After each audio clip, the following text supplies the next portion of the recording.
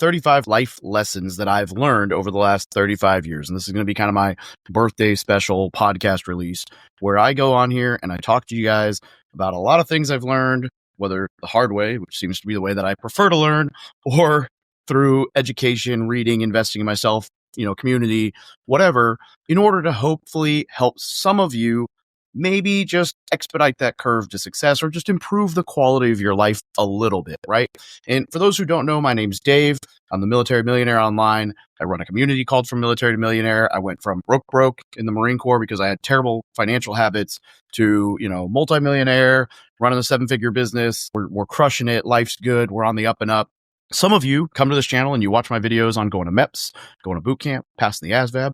Some of you come on here and you watch my videos about the VA loan and, home improvement stuff and house flipping and real estate investing and money and whatever. And that's good.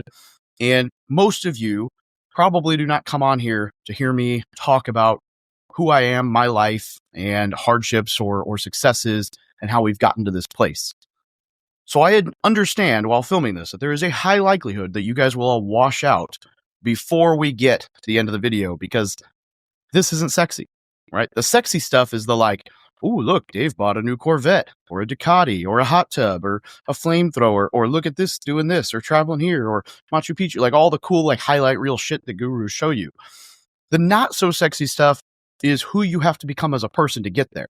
And admittedly, I understand that like if I flash the Corvette and talk about really sexy monetary things, the odds are people will listen. Or if I do comedy or entertainment, people will listen. And when I give like real world beneficial advice, it's not exciting. So I would just challenge you, even if you have to listen to this in the background, just at least let it play. Because I would like to think that some of the things I say in this video will be able to really help you where you're at right now or when you get to further challenges down the road, because the game is just bigger challenges as you go. And the irony is that people will tune out because this isn't sexy or exciting. And this is actually what allows you to get the sexy and exciting, right? The work that you do on yourself, the discipline, the whatever, like we'll dig into all these things. These 35 tips will help you develop into the person you need to become in order to deserve the life you want to have. Whereas the sexy, flashy shit, that's called a lag measure. That is what happens when you do all the things for a long period of time. You all want this thing. You don't want this part. Let's see. We'll talk real quick. So quick overview, some highs, and then we'll dig into these tips, right? So I was homeschooled. I graduated high school. Nobody cares. I got my Eagle Scout right before I turned 18. That was cool. Joined the Marine Corps, saw some combat, did some things, got meritoriously promoted once or twice, and all that was cool. Did really well in the Marine Corps, exceptionally well. If you look at my record, right, it was good. And then, let's see, out of the Marine Corps, got married, had a son, had a nasty divorce. Oh, and I had a stepson during that time too. So I raised a stepson for 8-9 years, have an 8-year-old son, biological right now. Got divorced. So that was kind of a not so high, but also turned into a high, right? Because things get better, they do. And I'm not advocating for divorce. I fought tooth and nail to keep that alive, but it takes 2 hands to clap. And unfortunately, the other person was not clapping. And so it is what it is. And then now I run, I've got 8 people on the team. We run a business we did 1.5 million in revenue last year. And it is now, we're on track to do at least 3 million, I believe, to double it up this year if we keep our current. I'd actually not be surprised if we hit closer to 4 or 5 million in revenue this year. And so things are growing quickly, right? And it's been a lot of good, a lot of bad, and a lot of learning curve stuff that's come with that. So I wanted to just make this video in hopes that it would help some of y'all. And honestly, in hopes that one day, 10 or 20 years down the road, my son watches this and says, wow, my dad wasn't a piece of shit. Like, look at this guy. He's decent. Or maybe he learned something from this, right? And I'm really hoping and trying to set him up for success, whether that's financially by, I've got a 401k set up for him or a UTMA account index fund set up for him, an IRA set up for him. We're looking at some life insurance, like really trying to make sure that he has a leg up on the world and life when he grows out of the household, but also, from the standpoint of budgeting and becoming a good person, right? Just being a good man. And so, that's very important.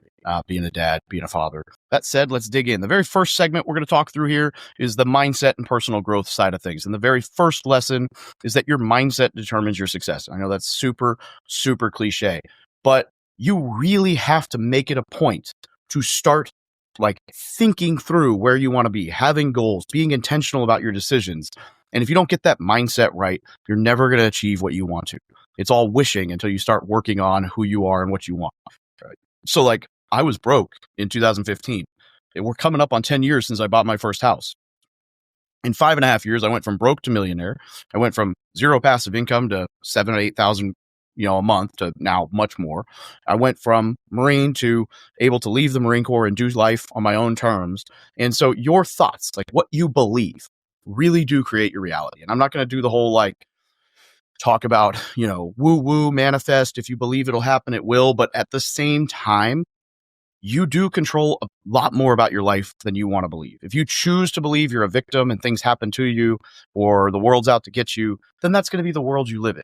And if you choose to believe that life is full of opportunity and there's always a silver lining and it's positive and you could potentially outlive or outgrow any negative circumstance and just continue and it will happen in your favor, then you will attract that. And what you put out into the universe is what you bring back and attract. So I just would encourage you with this to be positive and optimistic, and life belongs to the optimist, right? Lesson 2, discipline beats motivation, right? And the perfect example for this is training for a half Ironman. I've run 2 half Ironmans. I bombed on an Ironman, but that's a whole nother nutrition deficit conversation about the world not wanting me to complete that race at that time. But I've done 2 half Ironmans so far. And when you start training for a half Ironman, you're like, wow, this is cool. I'm going to do a half Ironman. And then you start doing 12-hour, 14-hour, 16-hour, sometimes 18-hour weeks of just cardio where you're like, I'm going to go on a 6-hour bike ride on Saturday morning. I'm going to go run for 3, 4, 5 hours on Saturday morning. I'm going to do 2-a-days where I do sprints and this and swim and run. And I'm going to do, what they call crits or whatever, where you're going to do, not a crit. You're going to go and do like a swim and then come out of the pool and go on a bike ride. Or you're going to do a bike ride and then take off the bike shoes, put on your running shoes and go for a run. And you're going to do these splits and they're going to suck and you're not going to want to do them. And the only thing that allows you to get to that point is discipline. It's not motivation. Motivation's sexy. Everybody's like, oh, you just got to be motivated. No, motivation gets you started. Discipline. You have to be willing to bet on yourself and do the disciplined actions day in, day out. Those systems and habits are what get you the results you want. Number 3 here, nobody's coming to save you, right? The bottom line is you are responsible for your success. This ties into that whole victim mentality, which is effectively the fact that you and only you are responsible for your destiny. Nobody else has a vested interest in your success to the level that you do. That is true of anybody you pay to help, anybody you go to mentor, and the more the more it's a win-win relationship, sure. But at the end of the day, nobody's going to hold your hand and make you do the action that needs to make you successful. You can get all the help in the world with, your diet or your fitness or your finances or whatever, but you still have to take the action. And no matter who is there helping you, you still have to be the one responsible. So read the book by Jocko Willink, Extreme Ownership, take ownership for everything in your life and understand that everything happens for a reason and it is up to you to interpret it in a way to make it beneficial for your life. Number 4 here is that fear means you're on the right path, right? It is scary to achieve the next level of success. It is scary to get on a stage in front of a lot of people. It's scary to spend $50,000 in a month on Facebook ads. Trust me, I shit bricks when I did it the first time. It is scary to bet on yourself. It's scary to do the thing that is not the safe, secure W-2 thing. Lean into it. It's okay to be afraid. That barrier to entry will help you because other people are not willing to overcome it.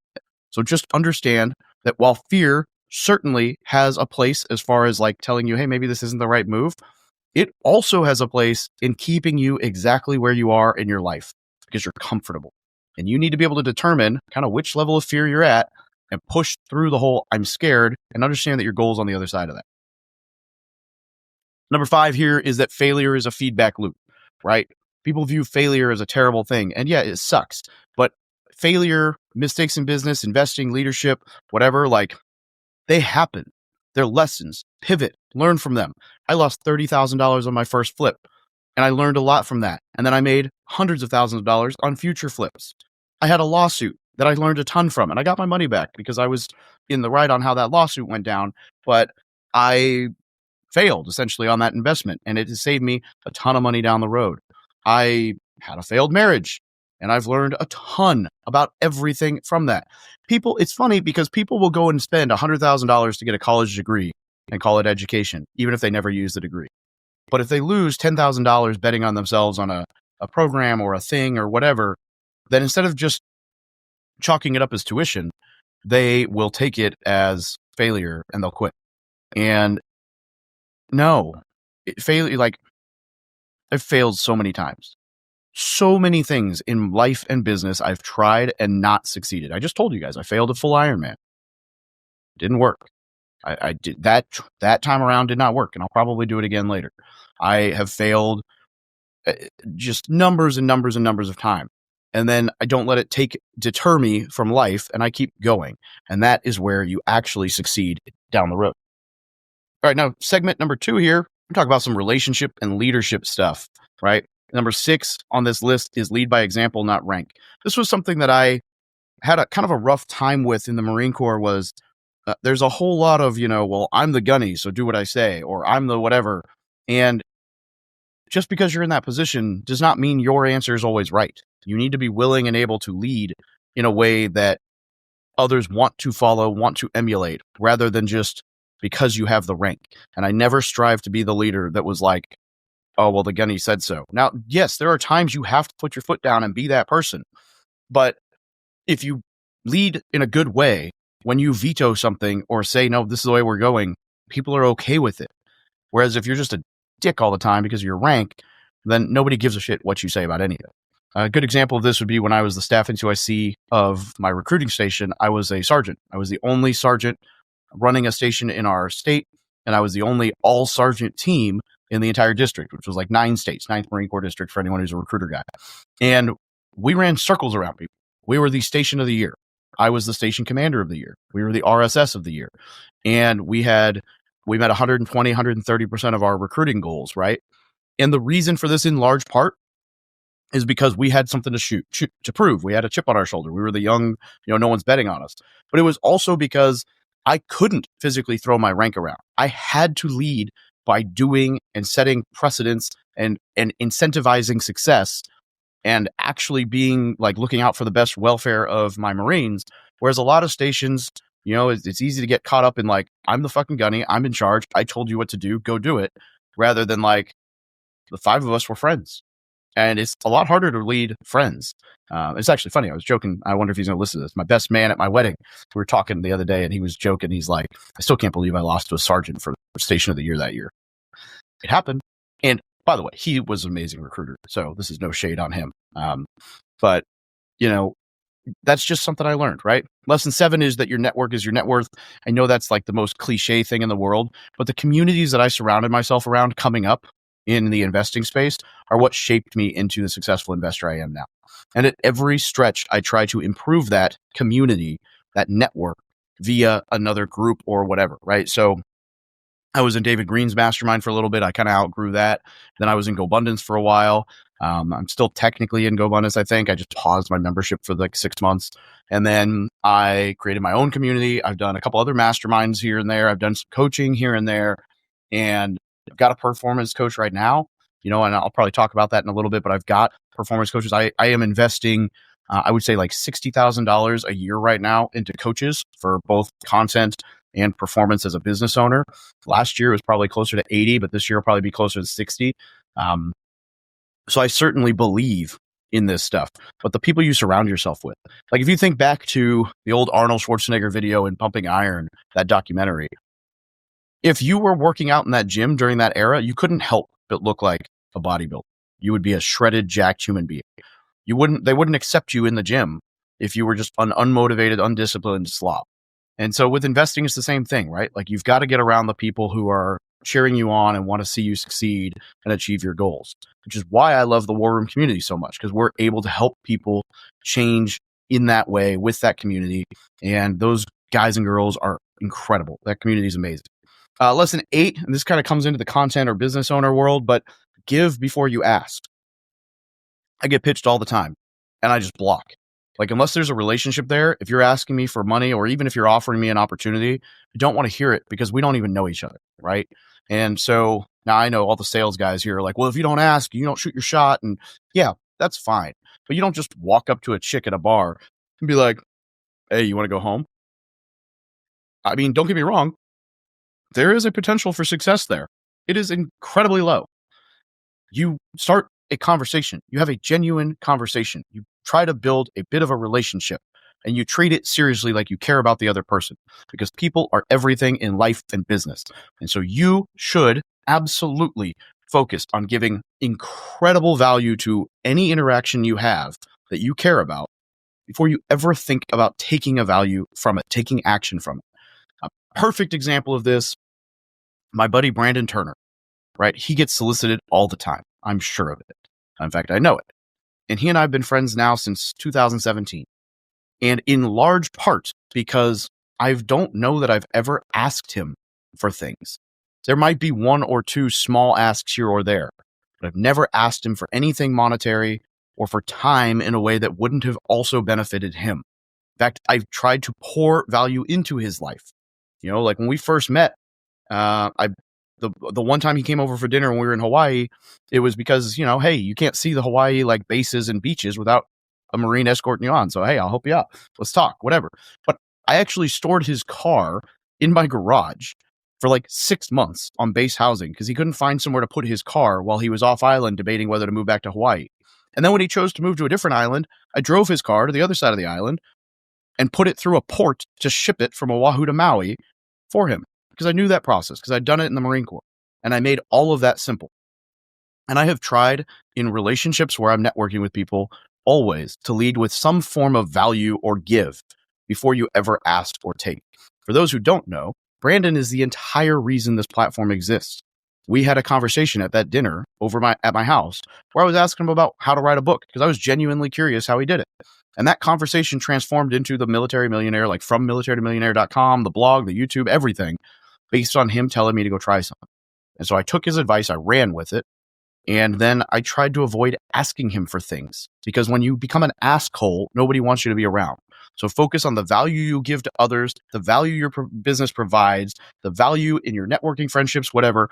Always focus on providing value before you care about getting anything in return, because people can sense that from a mile away. Okay, lesson 9 here. I am not good at this one at all, but listen more than you talk. I am a egregious talker. I am terrible at this in a lot of ways because I enjoy talking. I enjoy storytelling. You can tell by this, I'm rambling right off my bullet points. Here, let me read you exactly what my bullet point says for lesson 9. It says, listen more than you talk. Talk about how active listening helped in a real estate negotiations or recruiting. Takeaway, the person who listens the most wins. Like, I could basically have said, hey, if you listen more, you're better at life. Keep going. I'm going to ramble. I'm going to tell stories. I like talking. I'm not good at this one all the time. But when you are negotiating or in a sales conversation or genuinely trying to connect with somebody, you need to care more about them than you care about you. You have to listen. The more you listen and the more you can listen intently and ask good questions and keep the conversation flowing about them and listen more than talk, the more you win in all these situations. Lesson 10, another one that's been hard for me. Not everybody deserves a seat at your table, right? There are plenty of people in my life that I enjoy being around and don't get invited to my inner circle like cigar nights. And that's intentional. I want to spend time with people that lift me up and help, like a strong, good relationship. I'm not going to spend time with people that are either not fun to be around or they're negative or whatever. Now, I am fine being friends with all of those people, right? I don't know that I've ever like necessarily cut anybody out of my life and been like, you suck. Sorry, I can't talk to you anymore. Now, I've had a couple assholes that got blocked on my phone and they don't know that, the reason they can't get a hold of me on my phone is because all they ever do is ask. And it's a pain. Like when their name pops up on my phone, I'm like, and so I just block them. And I'm like, you know what? At some point in life, maybe we can try that door again. But right now it's just, there's no benefit to being in that relationship. It's not mutually beneficial. They just want, take. So you've got to understand how to cut out toxic relationships and focus on who actually is valuable for you to be around. And this is something I'm continuing to struggle with. The more that I elevate my game and my business and everything, the more that I have to go and hunt people who are doing better than me in life and business, or further along in areas that I want to succeed, because you can't just be the top of the totem pole in your circle. You want to be, I don't want to say you want to be the bottom. You want to be like middle, right? You want to be able to give back to people, but you also want to have people that give back to you in order for it to be a win. And if you are the top of your circle, that's not good for you. And if people are negative or toxic or dismissing or not supportive of your goals, they don't deserve your seat at your table. Don't give them the time to weed into your life. Negativity breeds nothing good. Don't keep them around. All right, so we're going to dig into segment 3 now, which is money and success, right? And lesson 11 here is that wealth is built, not won. Simply meaning you have to put in the work, right? I mean, that's as simple as it gets. So I'm just going to keep moving here. Lesson 12 is live below your means and invest the difference, right? This is why I love house hacking so much. If you house hack and you live for free in a duplex, triplex, fourplex, you can save what you would have been spending on your living expense to reinvest elsewhere, which will very quickly change the trajectory of your life. However, a lot of people, when they make this extra money or they save this extra money, they spend it. And I'm not saying you can't go and enjoy some nice things, but they spend it on like recurring expenses.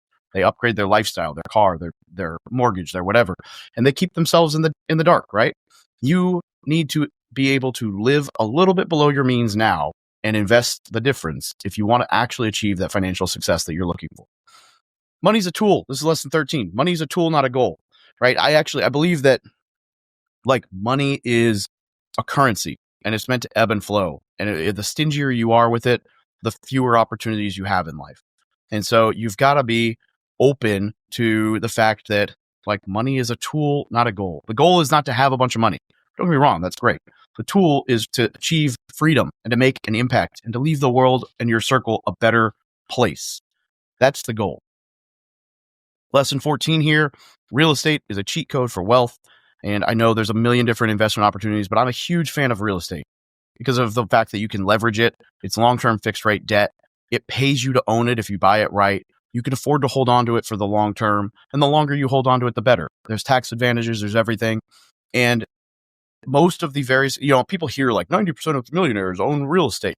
Yes, that's not because they bought real estate to become a millionaire. I hate that side of it. But it's because they have a business and they stick their money in real estate to keep their wealth growing and moving. So I'm a big fan of wealth being a great store or real estate being a great store of value. It's also a way to build wealth. It's how I got out of the rat race. But just know that there are other options out there, but real estate long-term is a great place to store cash once you make it. Lesson 15. Look, the best investment out there is the one you'll actually start. There are so many people running around and they're like, I've got a million questions before I can ever do anything, analysis paralysis and this, that, and the other. And look, action. Take action. Pick something that sounds good and take an action on it. Don't take an egregious risk, no, and don't go into the risk of ruin and like losing your life, but take action. Take the step. Don't what if your way into a coma, right? Play the game. You need to pick something that you'll actually be interested in starting and then start. That is how you get to this level of success. Segment 4, we're going to talk about discipline and resilience, right? Basically this. Lesson 16, hard times don't last, tough people do.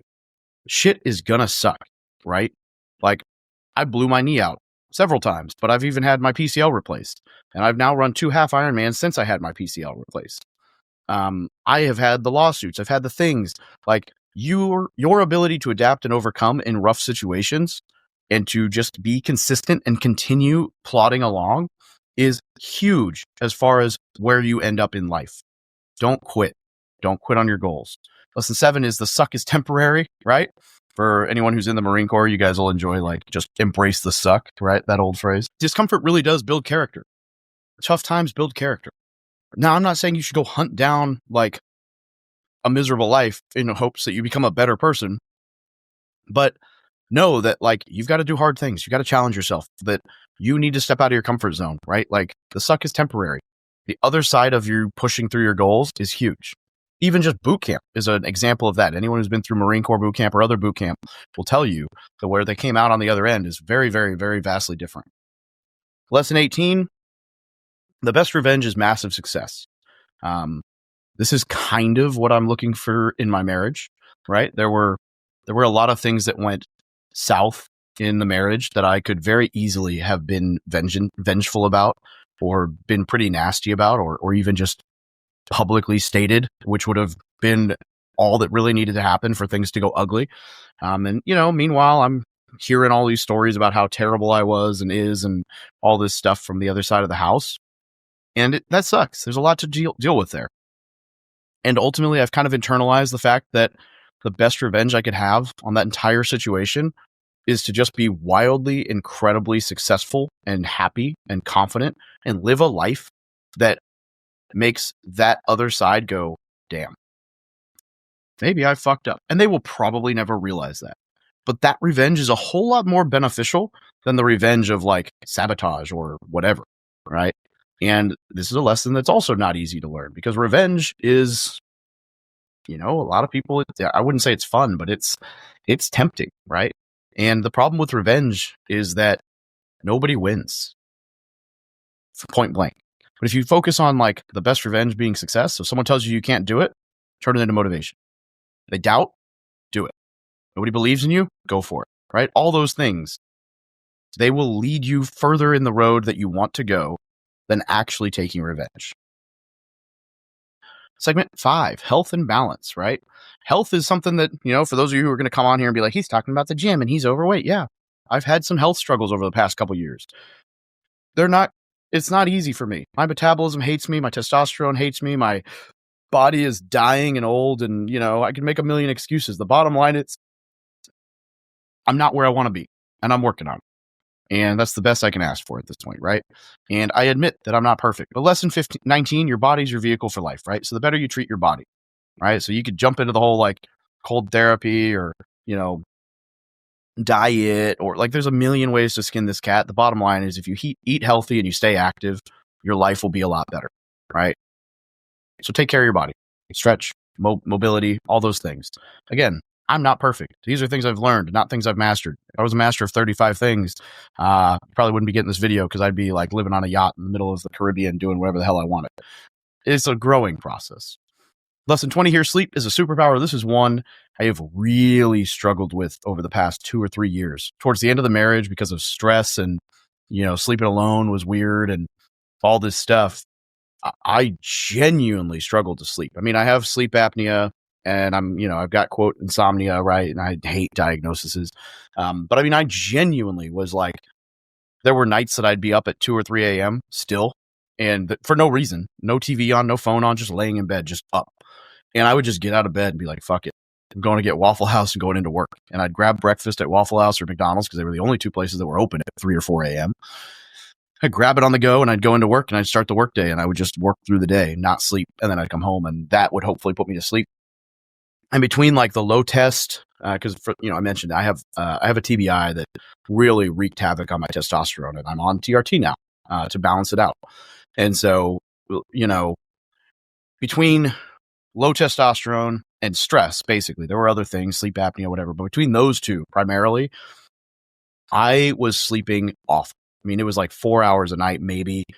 If I slept for 10 or 12 hours because of the quality of sleep, I still didn't feel rested. So I was like relying on, Bang energy drinks at noon and 4 to like make it through the day. It was terrible.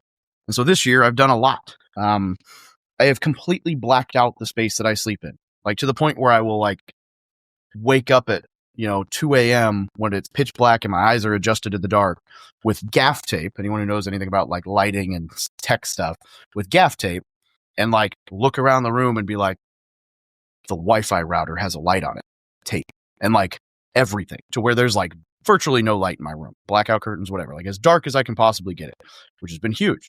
I also bought a $4,500 Tempur-Pedic high-end nice mattress that actually does the whole incline thing a little bit, so that I can like prop myself up a little bit to help with the sleep apnea and the snoring and the heartburn and all the other things in life that I just don't like, that don't like me. So I prop myself up a little bit rather than having a wedge pillow. And that mattress and nice sheets and nice bedding and investing a significant amount of money, because that was very painful to do. That was a lot of money. I'd never bought a really nice mattress. Has made a huge difference. And I will tell you that the difference in how I work when I sleep for like 8 hours quality and I'm the next day, the difference is huge. So focusing on your sleep is incredibly valuable. And I really, really, really encourage you guys to take it seriously. Right. Number 21 here, fitness is therapy, right? Fitness, honestly, like, don't get me wrong, working out's great. It's good for your fitness and your health and all these other things, but it's also really good as a mental health tool. Lifting some heavy weights, the dopamine and the feeling you get post, like the euphoria, is wonderful. Going on a long run, wonderful. Like all of these things are beneficial to you. So, if you treat fitness as therapy, like if you're getting mopey, you're depressed, you're dealing with whatever, I always tell people, like, find a friend, go out in the sun and walk or jog, just move, go play a sport, go outside in the sun with a person and be active. That will change your mood more than any drug. Segment 6 here, we talk life and happiness, right? Lesson 22 is experience over things. You should put money into experiences. I will never regret having gone to Machu Picchu and done the 56-mile trek with my buddy John, and gone up Machu Picchu with my buddy John and Victor, and gone from that to Medellin, Colombia with John and Victor and Adit, and then go from there. We went to Santa Marta and Barranquilla and Cartagena, and then 2 of them lived in Colombia for like the next 2 years, and one of them still lives there. That experience is something I'll carry with me for the rest of my life. And I'm going to try to take my son to I'm going to take my son to Machu Picchu at some point to do that hike, because it's amazing. Now, I could have bought a freaking motorcycle for the cost of all that, probably. And I love my little Ducati, but the experience was worth it. And so I would just encourage you to shift to trying to buy yourself experiences in life and travel and see the world and experience other cultures and get out of your little circle, as opposed to just buying like the next Xbox and sitting on your couch, right? Level 23, gratitude shifts everything. You should wake up in the morning and focus on what you're grateful for. Even when shit sucks, when you are not happy and you are just struggling and struggle bus, focus on what is good in your life. Put your attention into gratitude and being thankful, and it will absolutely outweigh anything else going on in your life over time. It is a practicable habit to be grateful, and it is very powerful. 34 or 24. This is also one that I struggle with a lot. You don't need everyone to like you. Now, for anyone who knows anything about the DISC profile, I am a 99I, which basically means that I want everybody to love me. And that comes through a lot in how I interact in life. And so it has not been easy for me to overcome, like when I run a Facebook ad and people are like, he's a scammer, he's a guru, he's full of shit, look at that fat ass. And like, I internalize that stuff. It's been very hard to get to a place where I have to start being more and more and more authentically myself and not care about the fact that not everybody's going to like you.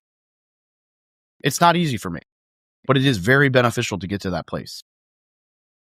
Lesson 25, the best time to start was yesterday. The best time to start is today. So kind of goes back to that real estate thing. Like, if you've got a goal, start on it.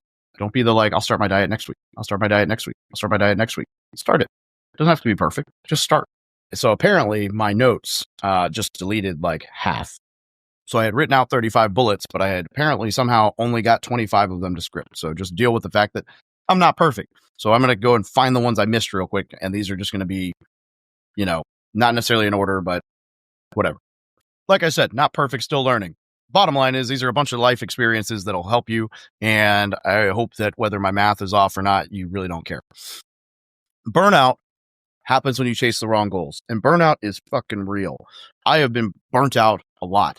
And it has been very hard to tell yourself, hey, when you're feeling like you're overwhelmed, the best thing you can do for your mental health is stop and like focus on time to recover. Maybe that's an hour in the hot tub or smoking a cigar, out with friends. Go do something you love. Watch a movie, sit at the pool in the sun. Go do something you love that turns your brain off and allows you to stop thinking about work. Burnout and trying to push through it is going to make you 100 times less productive than just spending time to recover and push and go on to the next thing, right? And it's generally a sign that you're not aligned. Like, I was working at one point 100 plus hours a week with this brand in the Marine Corps, and I was loving it because I loved what I was building. And then there are times where you're working on things that you really just don't need to. And, you have to learn that fulfillment matters more than money and just keep going.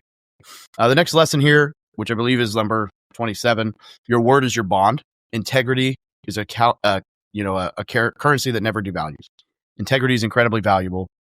I asked most of my close friends, the single fastest way to make me flip the switch to go to petty Dave and wreck you and rake you over the coals is to call me out publicly about my integrity. Especially because, well, so far in life, knock on wood, basically every time that's ever been done, the person who called me out on my integrity was wrong. And I just don't do well being challenged on my integrity.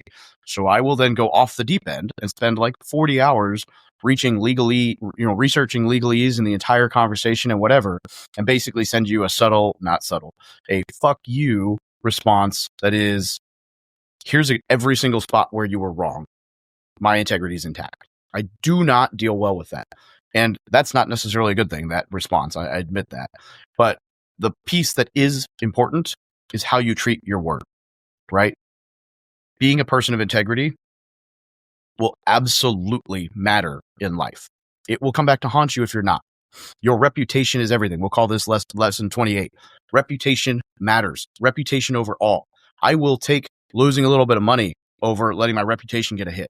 My buddy Mike Brockway was the private investor on a deal that did not go well for me. I ended up losing, I think, $20,000 on this house flip over the year, and I think it was 14 months because it went over date. Mike got every single payment from the property as the private lender. In fact, I want to say I paid him $16,000. So I could have almost broken even if I just did not pay him back and said, look, dude, the property lost, whatever, but he was an investor and my reputation matters.